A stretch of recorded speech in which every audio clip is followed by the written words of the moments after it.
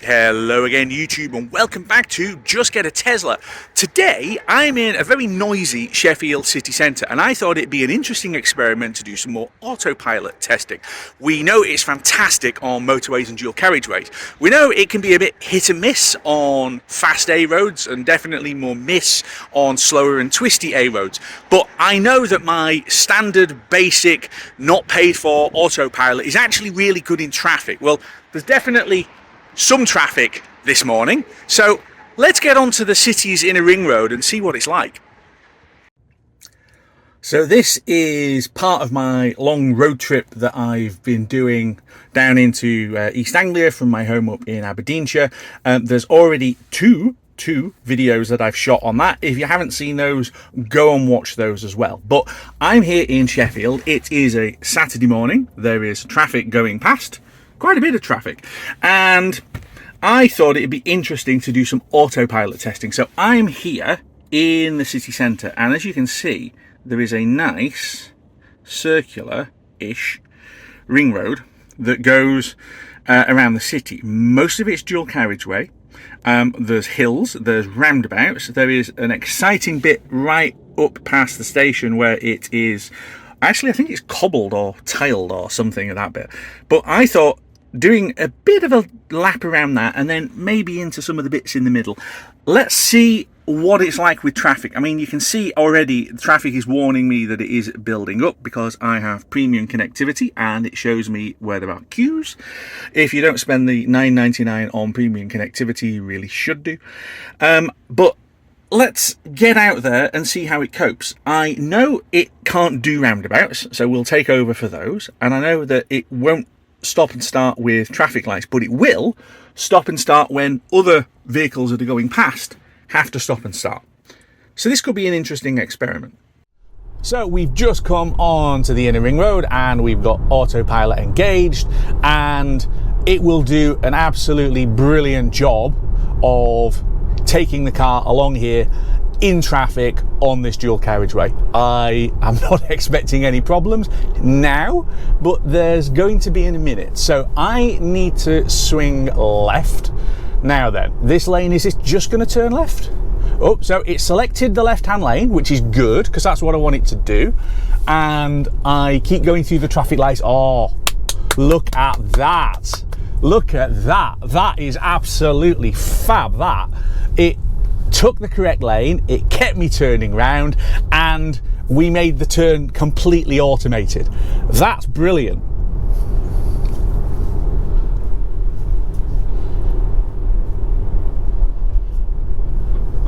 Again, the nice thing about autopilot in traffic is look at the visual representation of all of the traffic around you. The car can see much better your surroundings than you can. Yes, you've got eyeballs that face forward, you've got mirrors, but the car with all of the cameras is able to put this map there and act accordingly, and that is something that's worth having. So we go up the hill at Netherthorpe towards the university, which was my university actually. This roundabout at the top is absolutely awful to drive, so there is no way autopilot is going to manage it, so I am ready to take over. So we just put the air conditioning on so that the screen doesn't completely fog up. Now it's going to accelerate itself up towards the top, so I'm going to dab the brake just to let it off. We need to roll up to this one. Okay, we are clear, so we're going to carry on and put it straight back on. As soon as it comes on, I'm putting it on. There you go. Now it's not going to see the lights ahead, but it should see the traffic. So it's seeing the car who's already sat at the red light, and it's slowing me down and bringing me to a stop in a perfect position behind them. So although this version of autopilot doesn't do traffic lights and you have to have the full self-driving beta to make it do that, this actually works. And again, the car is pulling away by itself. I haven't done anything there, it's just gone. Yeah, it didn't quite like the lack of lines as we crossed the tram tracks, but other than that, it was absolutely fine. And again, it is following along to the traffic in front. Now, I've got it on 7 car lengths because I like a gap, especially when I'm doing experiments like this, but it is following nicely. The guy in front is going quite slowly, to be fair. I mean, 26 miles an hour at a 40, it's not ideal, but as part of the experiment, we're gonna just let it go.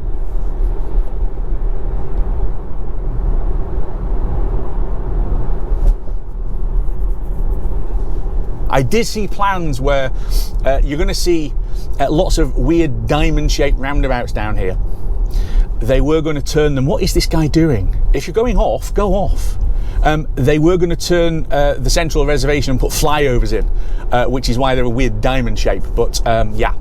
Anyway, I am going to knock it off because we're approaching a roundabout and I now don't have anybody in front of me, and besides which, it can't do roundabouts. And we ease ourselves to a stop and we can go. But you see what I mean? You got this weird pointy edge to it, and then you swing back across. So I can, nope, it won't let me. Yes, it will. So I can put it back on, and I do so. I've picked up traffic again, which means that it will slow down by itself. It won't read the traffic lights, but it will read the traffic. So I am not doing anything. I am not touching the brakes or the throttle or anything like that. I have got braking mode set to creep because that's my preferred mode, so it's not full one pedal driving either. So it is having to balance regen and disc brakes to be able to make it stop, and it's doing a fab job. It's a bit warm in here, and it says 19, but it's blasting me with a sauna. Turn it down here. So again, traffic ahead, it is going to slow down. It is going to slow down. It is. I actually felt the brake pedal dip then. Right, I've had to apply the brake there though, because he pulled off ahead and it was going to follow. Now I needed to look right onto the roundabout to make sure that nobody else was coming. But we're okay. And then we carry on down here. I think 40's too fast on it. I was dropping to 30 now, but that was not a 40 limit, surely. So I'm applying the brakes here manually because, again, it can't see red lights. I then push the brake pedal further down to apply the auto hold, which shows with the H here. And then as soon as you dab the throttle, we go again.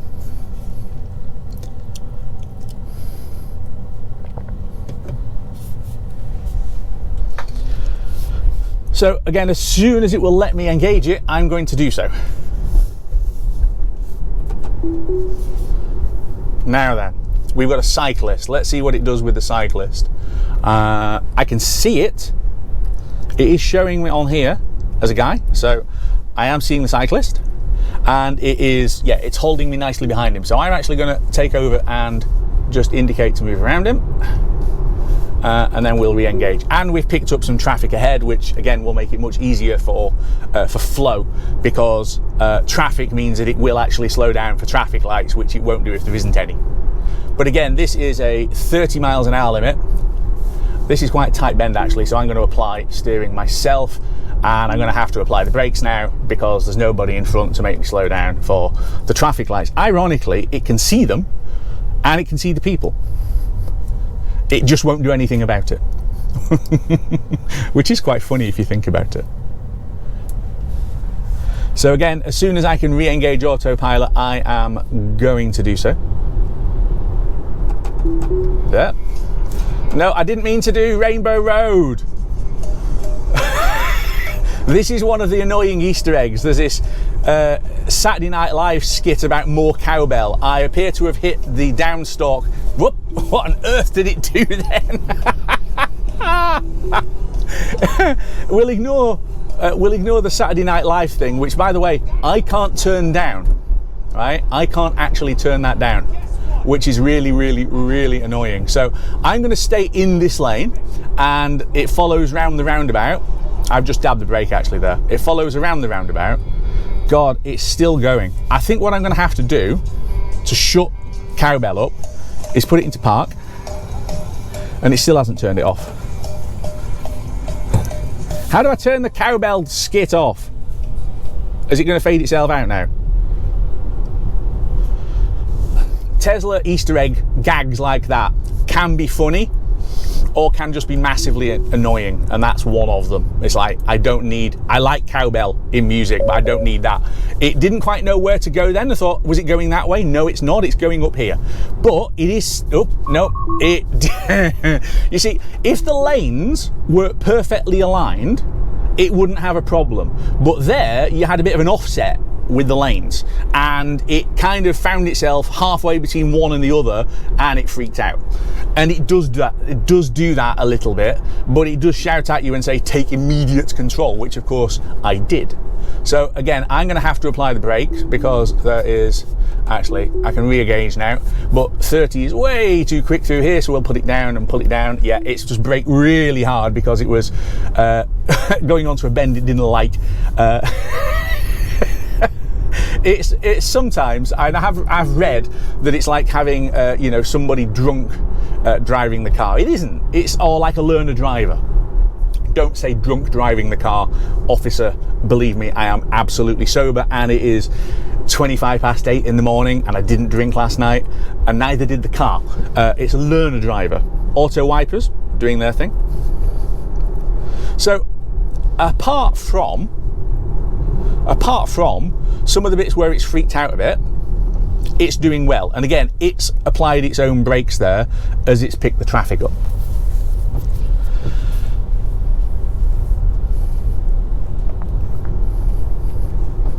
I think we'll do another lap, because I'm actually not far off the turn back to the hotel. I think we'll do another lap because this is really interesting. If we can stay with traffic, largely, it's going to do it well. And now I've seen the bits where it's a bit finicky, we can probably anticipate those a little bit better as we go.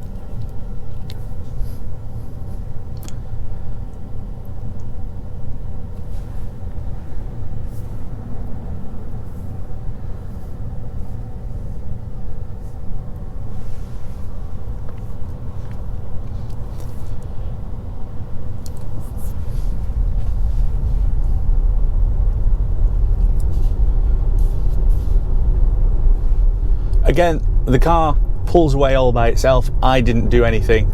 It just follows the traffic in front, which is really handy if you're doing something like this. Let's zoom in on the map a little bit more so that you can see it. So again, it's a 30 miles an hour limit, and it's slowing itself down because it is reading the traffic in front, which has slowed down.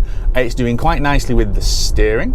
It reacted to the cycle lane that just came on and eased us a little bit across to the right, which again I think is good.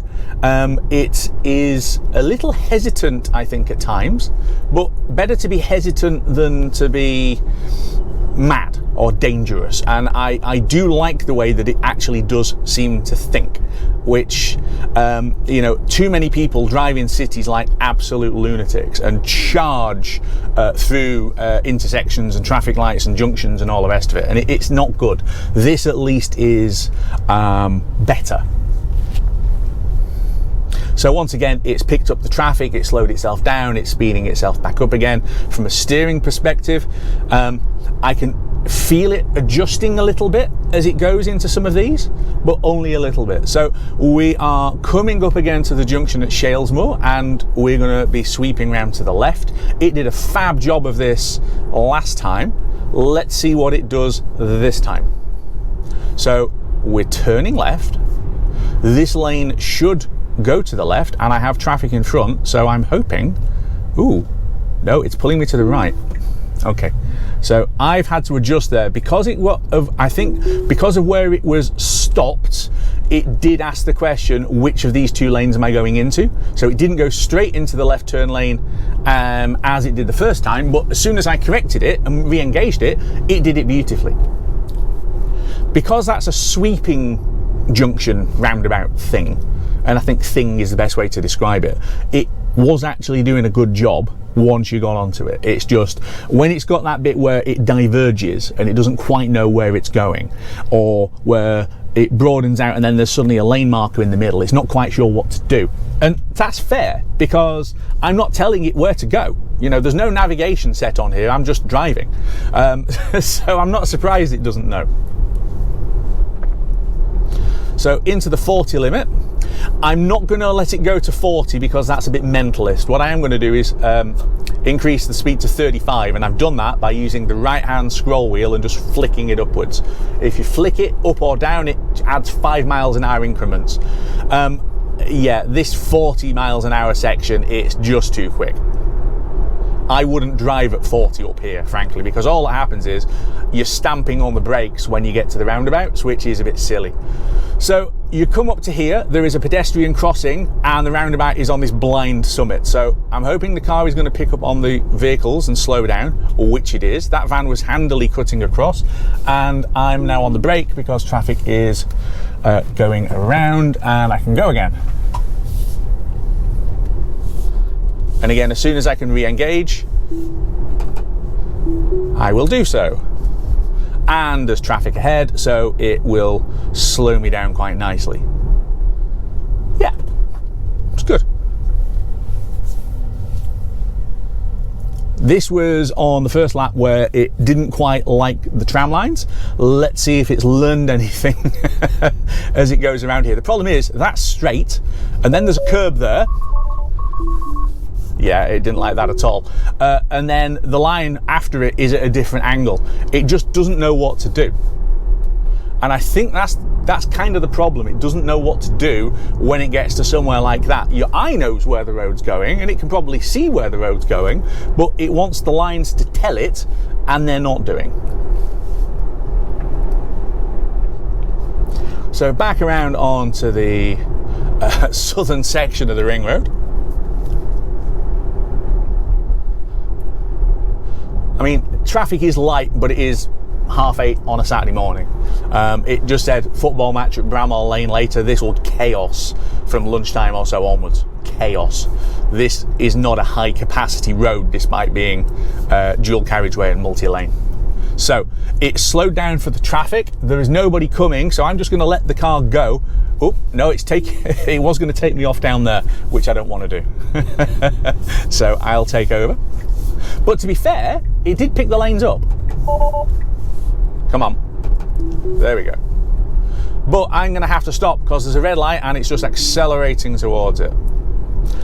Despite the fact that it's picking up the bus going across.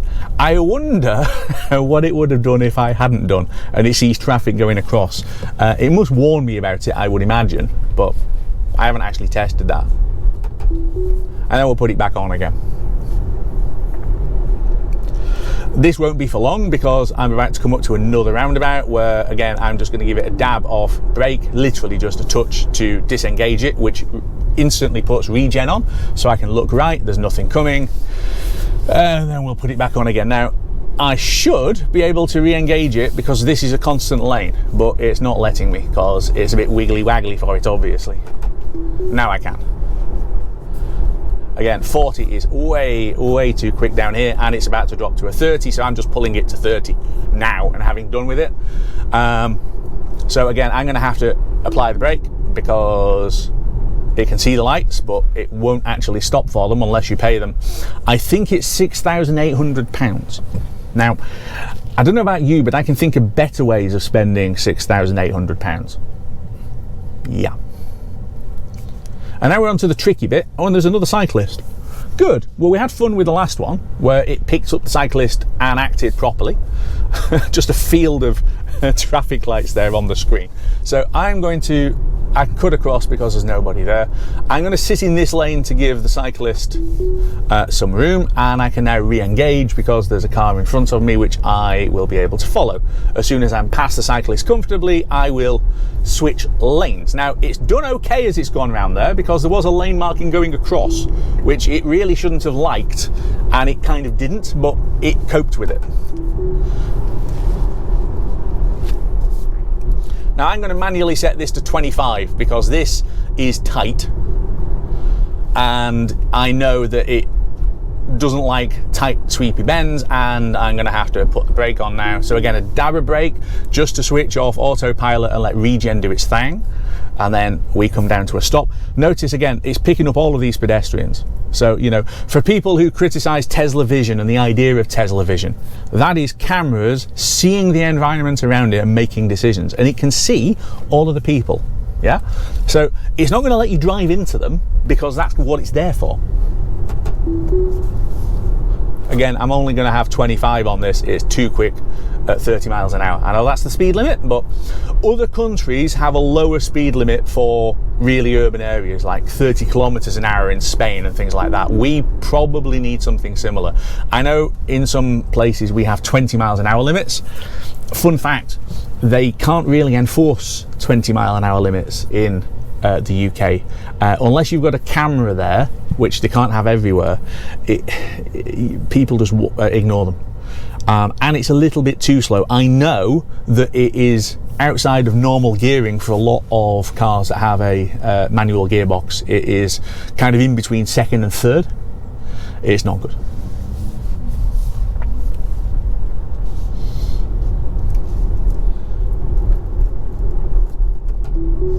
Again, I can engage it.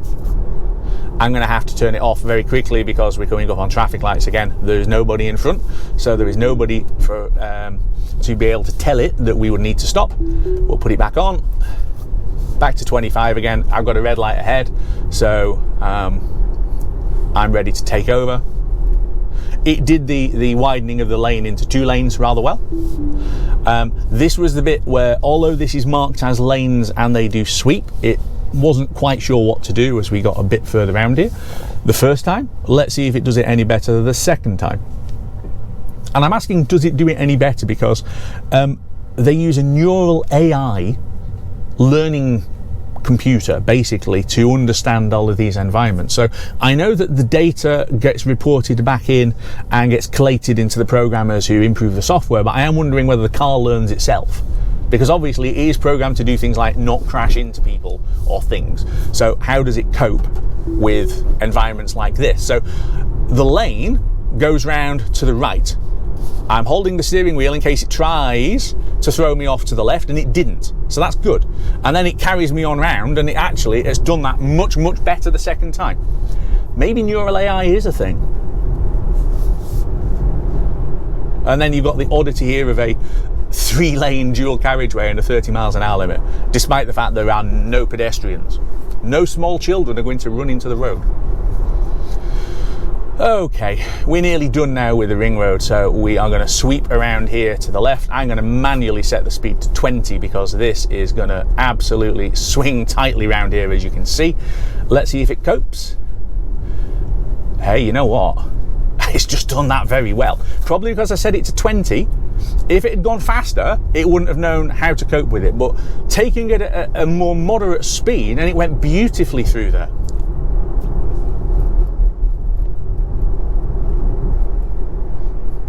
This really has been interesting. You know, I wasn't quite sure what it would do with some of this, and it's been a lot better than I thought. Yeah, that's not really helping, is it, auto wipers? Because all you're doing is wiping the muck.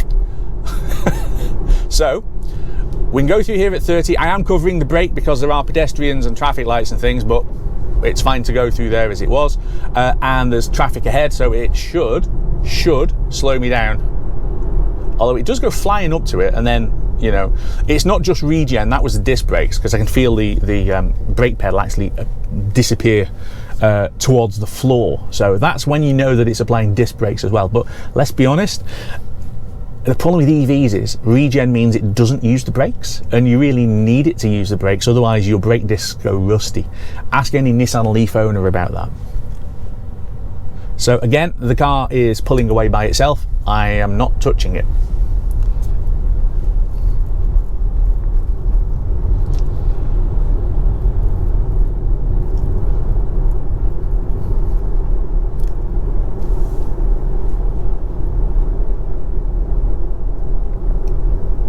So this time we are going to turn off at the next junction, and I'm going to go back into the car park where we started.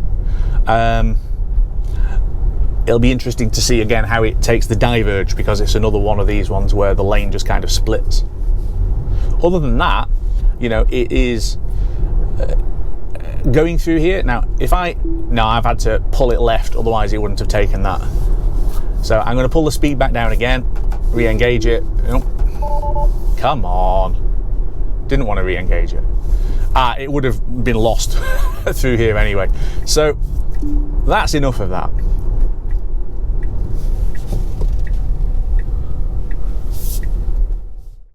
So as it starts raining, what do I make of that? Well, it actually did a lot better than I thought it was going to do, because I know that it struggles a little bit where lanes kind of, you know, diverge or split or disappear, and I know for a fact that Sheffield's roads aren't in the best nick, but actually, apart from a couple of places, it did really well. And there were a few bits, I mean, going around Shalesmoor the first time, I was absolutely stunned as to how well it did. So it does show you that Autopilot is a really, really useful tool to use in a city. Anyway, that's it. Like and subscribe, don't forget to hit the bell icon, share it with friends if they're curious about how Autopilot works, because honestly, it's worth it. And I'll see you very soon, next time on Just Get a Tesla.